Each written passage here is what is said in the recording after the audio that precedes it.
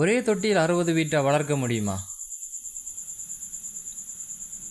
ஒரே தொட்டியில் 60 பைட்டர்களை வளர்க்க முடியுமா? ஆம், இங்கு ஒரு தொட்டியில் 60 பீட்டா வளர்க்கப்படுகின்றன. எப்படி வளர்க்கப்படுகின்றது? இது எப்படி சாத்தியமானது? இதை தொடர்ந்தும் வளர்க்க முடியுமா? இதை எவ்வளவு காலம் ஒன்றாக வளர்க்க முடியும்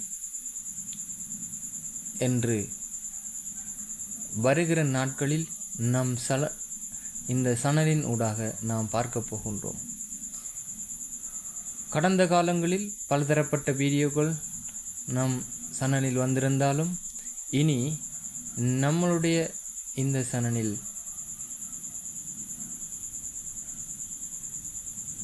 நாம் மீன்களை குறித்து பார்க்க போகின்றோம்.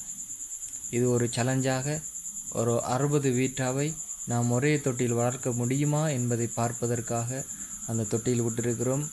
அந்த தொட்டியில் பீட்டா மட்டுமல்ல, அதில் மிக்சிட் கப்பியும் கிடக்கிறது. இதையும் குறித்து நாம் வருகிற நாட்களில் பார்ப்போம். இது ஒரு முதல் முறை. யாரும் இப்படி வளர்த்திருக்க மாட்டார்கள். தனியொரு பிஸ்டேங்கில் சின்ன குவளைகளில் சின்ன போத்தல்களில் மட்டுமே இந்த மீன்களை நாம் பார்த்திருப்போம், வளர்த்திருப்போம்.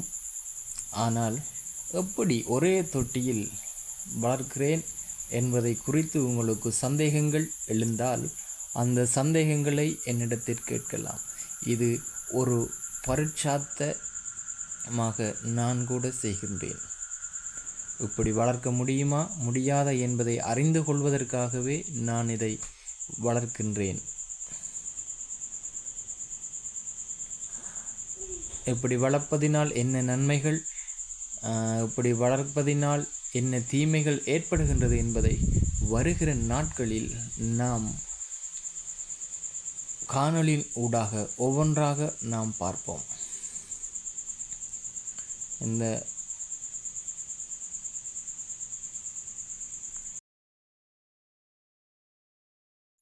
இந்த மீன்கள் இலங்கையிலிருந்து பார்க்குறவர்கள், குறிப்பாக மட்டக்களப்பு மாவட்டத்திலிருந்து பார்க்குறவர்கள் வேணுமென்று சொன்னாலும் இதை பெற்றுக்கொள்ள முடியும்.